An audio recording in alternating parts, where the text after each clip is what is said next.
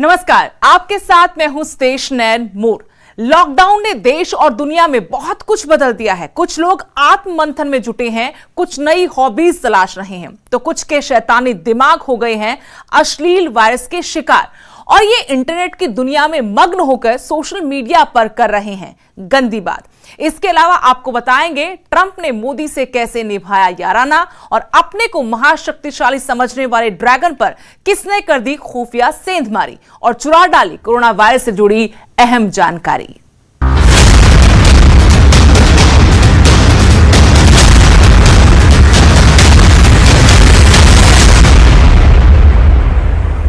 देश जब corona virus से लड़ रहा है तो एक अश्लील वायरस का जिक्र करना भी बेहद जरूरी है।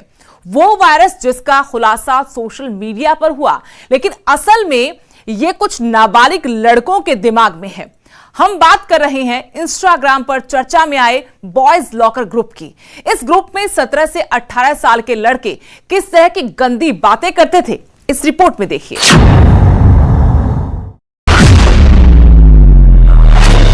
स्कूली छात्रों की आपराधिक मानसिकता, दिमाग में भरी वायरस रूपी अश्लीलता। इंस्टाग्राम पर करते थे गंदी बात, लड़कियों से रेप की बनाते थे योजना। इंस्टाग्राम एक ऐसी सोशल साइट जहां दुनिया भर के लोग आपस में जुड़ते हैं, विचार व्यापार सब शेयर होता है। लेकिन विचार और व्यापार के इस प्लेटफॉर्म पर बलात्कार की योजना बनाई जा रही थी और ये योजना कोई और नहीं बल्कि चंद स्कूली बच्चे बना रहे थे जो महज 17 से 18 यहाँ तक कि 15 साल की उम्र के होंगे। दरअसल मार्च के आखिर में बॉयज लॉकर रूम नाम से एक इंस्टा ग्रुप बनाया गया। कई लड़के इस ग्रुप में शामिल थे। ग्रुप में ये लड़के अपने से छोटी उम्र की लड़कियों की तस्वीरें शेयर करते थे।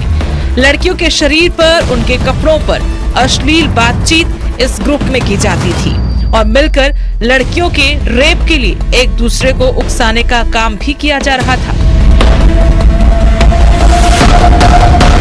महज 15 से 17 साल के जिन लड़कों को देखकर शायद स्कूल का मासूम बच्चा समझने की भूल हम और आप कर बैठे, वो अपनी भयंकर आपराधिक मानसिकता ग्रुप में बयां करते हैं। लड़कियों के शोषण के नए नए तरीके शेयर करते थे। इसी बीच इस ग्रुप की चैट लीक हुई और ट्विटर पर शेयर की गई, जिसके बाद बवाल हो गया। मामला पुलिस महिला आयोग के संज्ञान में भी आया। पुलिस ने क्या कुछ किया वो भी बताएंगे, लेकिन पहले जरा ये करतूत करने वालों का अगला कदम भी जान लीजिए। बॉयज लॉकर रूम की चैट हुई वायरल। चैट वायरल हुई तो दिखा आपराधिक रूप। स्क्रीनशॉट शेयर करने वाली लड़कियों को दी धमकी। न्यूड तस्वीरें लीक करके सबक सिखाने की दी धमकी। अगला इंस्टा ग्रुप बनाने की बात भी आई सामने। बॉयज लॉकर रूम, इसकी जितनी भी इस घटना की जितनी निंदा की जाए उतनी कम है और ये हमारे समाज में हमें उम्मीद नहीं कर सकते थे कि हमारे बच्चे जो इतने अच्छे अच्छे स्कूल्स में पढ़ रहे हैं, उनकी फीस इतनी अच्छी है, काफ़ी महंगी है, वो इस काम में लिप्त होंगे। रिक्वेस्ट हमारी सरकार से और इनसे करना है कि ऐसा कोई प्रोविज़न लेके आए। जिसने अकाउंट खोला है अगर वो 15 साल का है तो वो यूट्यूब पे लिमिटेड ही वो एसेस कर पाए। जो दूसरी पोर्नोग्राफिक चीज़ें हैं या दूसरे उन पर निगरानी ऐसी सिस्टम बनाए कि उन पे निगरानी भी रखी जाए। बिना डर और शर्म के इन लड़कों ने चैट शेयर करने वाली लड़कियों को सबक सिखाने की योजना बनानी शुरू कर दी। एक दूसरे से चैट करते हुए योजना बनाई कि लड़कियों की न्यूड तस्वीर शेयर करेंगे ताकि जिंदगी भर किसी को मुंह ना दिखा सके।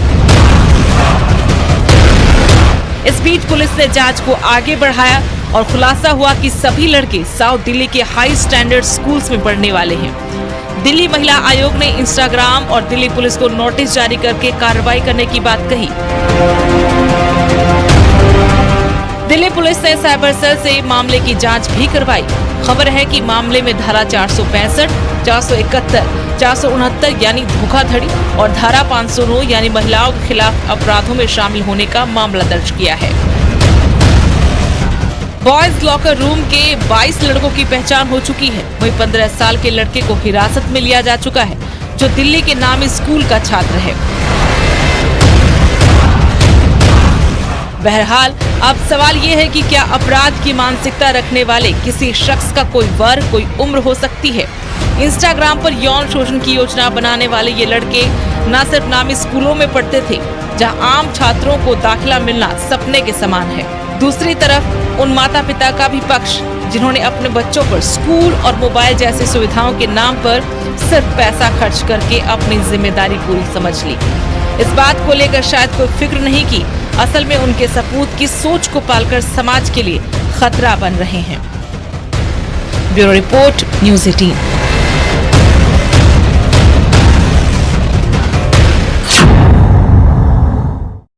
तो सोशल मीडिया यूं तो इंसान के लिए बेहद फायदेमंद प्लेटफॉर्म है, लेकिन ये फायदे तब तक हैं जब कोई इंसान जिम्मेदारी के साथ इस मंच का इस्तेमाल करता हो, वरना तमाम साइड इफेक्ट्स भी सामने आ रहे हैं जो समाज के लिए घातक और बेहद नुकसानदायक साबित हो सकते हैं। देखिए एक और रिपोर्ट।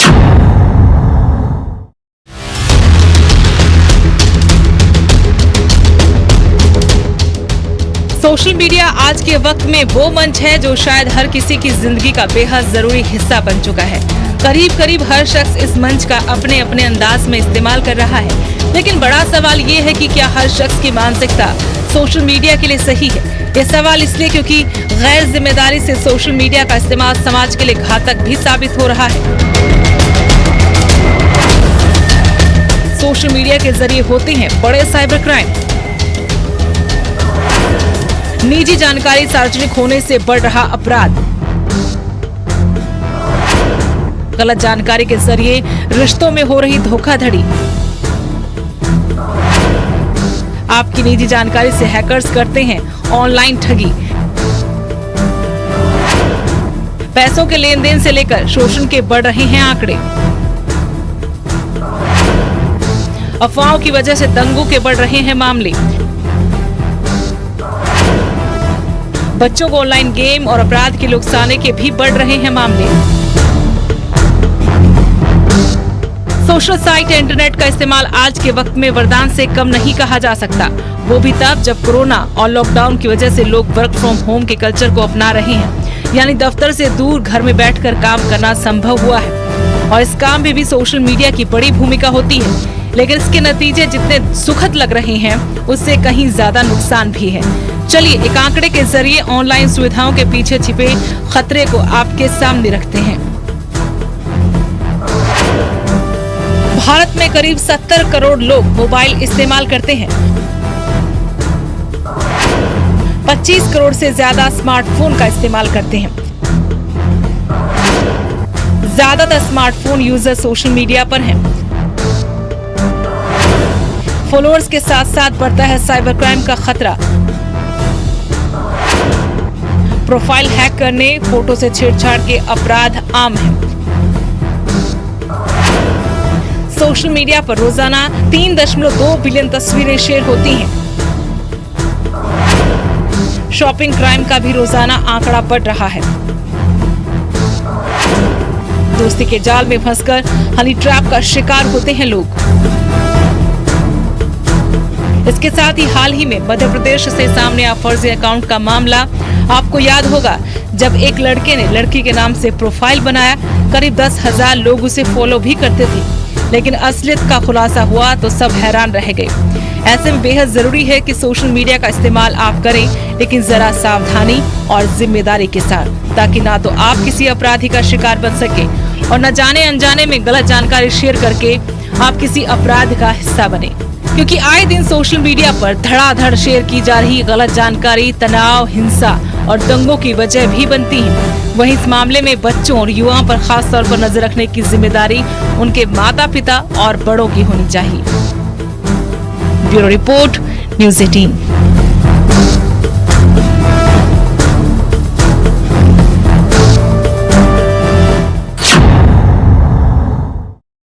यहां रुकेंगे छोटे से ब्रेक के लिए।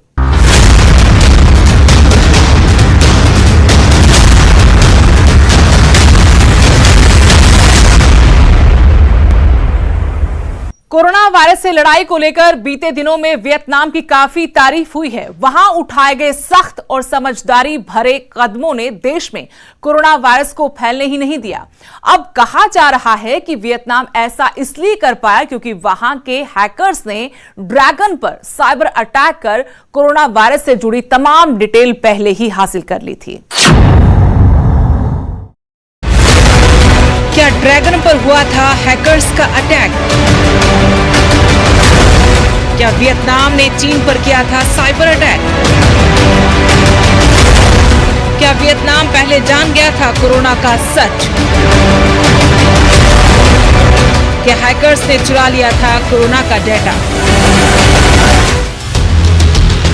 तो क्या वियतनाम के हैकर्स ने ड्रैगन पर साइबर अटैक कर कोरोना वायरस से जुड़ी तमाम डिटेल पहले ही हासिल कर ली थी और वो इसलिए कोरोना के कहर से बच पाया? दरअसल पिछले दिनों एक साइबर सिक्योरिटी फर्म FireEye ने दावा किया था कि जनवरी से लेकर अप्रैल तक वियतनाम के हैकर्स ने चीन की साइबर सुरक्षा में सेंध लगाने की कोशिश की। क्या ड्रैगन पर हुआ हैकर्स का अटैक? चीन की साइबर सुरक्षा में लगी सेंध। वियतनाम के हैकर्स ने लगाई सेंध। अटैक का कोड नेम APT32 बताया गया। वायरस की जानकारी हासिल करना था मकसद। चीन का इमरजेंसी मैनेजमेंट मंत्रालय निशाने पर था। वुहान म्युनिसिपल कॉर्पोरेशन भी निशाने पर था।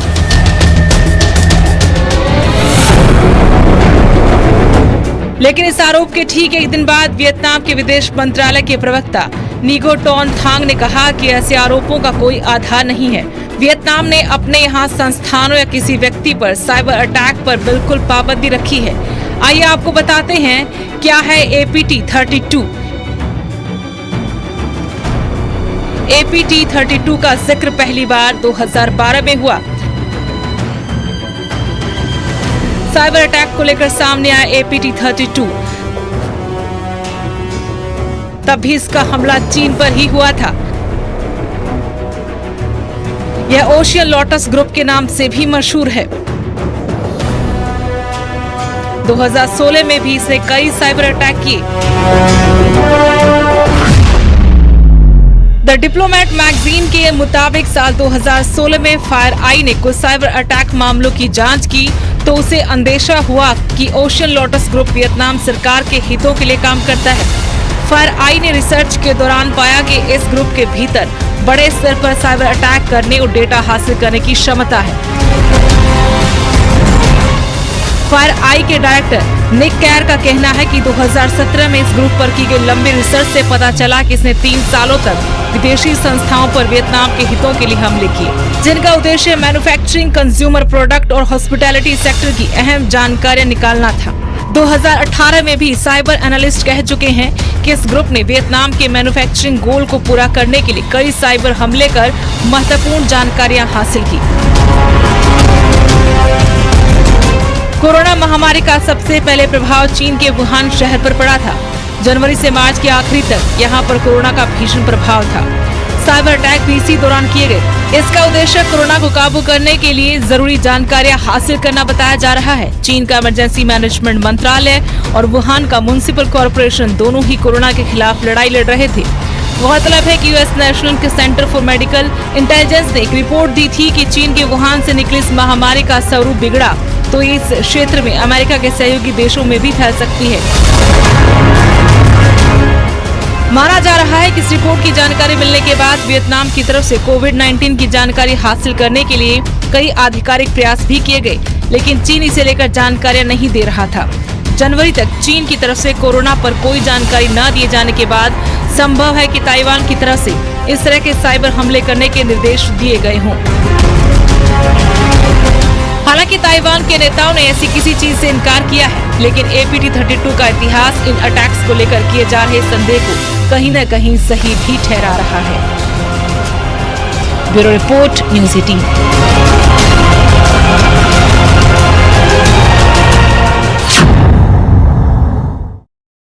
अमेरिका के राष्ट्रपति ट्रंप ने पीएम मोदी से अपना याराना निभाया है। ट्रंप प्रशासन ने एक बड़ा कदम उठाते हुए देश में H1B वीजा धारकों के पति या पत्नियों को देश में काम करने की अनुमति बनाए रखने की सिफारिश की है।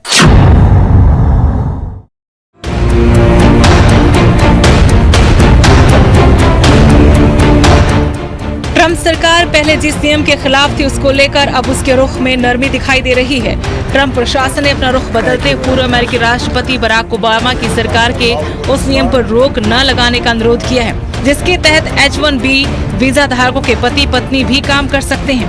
गृह मंत्रालय ने अमेरिकी जिला अदालत डिस्ट्रिक्ट वॉशिंगटन में दलील दी है कि H4 वीजा धारकों को काम करने की मंजूरी देने वाले 2015 के आदेश को चुनौती देने वाले अमेरिकी प्रौद्योगिकी पेशेवरों को इस तरह की मंजूरी से कोई नुकसान नहीं हुआ है।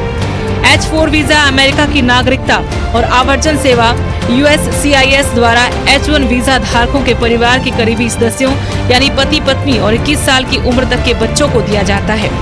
ज्यादातर H1B वीजा धारक भारतीय IT पेशेवर होते हैं। यह सामान्यतः उन लोगों को दिया जाता है। ओबामा के इस नियम की आलोचना हुई थी। अमेरिकी गृह मंत्रालय ने 5 मई को अपनी अर्जी में कहा कि सेव जॉब्स USA के अमेरिकी तकनीकी कर्मियों की ओर से दी गई दलील में उसके सदस्यों को संभावित रूप से पहुंचने वाले आर्थिक नुकसान का आकलन किया गया है, लेकिन ऐसी कोई बात सामने नहीं आई। सेव जॉब्स USA ने 2015 में दायर मुकदमे में दलील दी थी कि ओबामा प्रशासन द्वारा बनाए नियम से उसके उन सदस्यों को नुकसान पहुंचेगा जो अमेरिकी प्रौद्योगिकी कर्मी हैं। आइए आपको बताते हैं कि क्या है H1B वीजा। H1B वीजा एक गैर प्रवासी वीजा है। ज्यादातर भारतीय IT पेशेवर लेते हैं H1B वीजा। अमेरिका में 6 साल के लिए काम के लिए जारी होता है। इस वीजा के लिए कुछ शर्तें होती हैं। इसे पाने वाले व्यक्ति को स्नातक होना जरूरी है। किसी एक क्षेत्र में विशेष योग्यता भी होनी चाहिए। कर्मचारी की सैलरी $60,000 होनी जरूरी। अमेरिका में बसने का रास्ता साफ करता है ये वीजा। वीजा धारक 5 साल बाद स्थायी नागरिकता ले सकते हैं। इसे हर साल लॉटरी के जरिए जारी किया जाता है। आपको बता दें कि H1 वीजा का सबसे ज्यादा इस्तेमाल TCS, विप्रो, इन्फोसिस और टेक महिंद्रा जैसी 50 से ज्यादा भारतीय IT कंपनियों के अलावा माइक्रोसॉफ्ट और गूगल जैसी बड़ी अमेरिकी कंपनियां भी करती हैं। पहले ट्रंप सरकार ने ऐलान किया था कि H1B वीजा धारकों को देश से जाना पड़ सकता है, लेकिन अब ट्रंप सरकार H1B वीजा धारकों के जीवन साथियों को भी अमेरिका में नौकरी करने के अधिकार के पक्ष में खड़ी हो गई है। अब इस वीजा नियम को लेकर ट्रंप प्रशासन की नरमी के बाद अमेरिका में काम कर रहे हजारों भारतीयों को बड़ी राहत मिलेगी। Bureau report, news 18।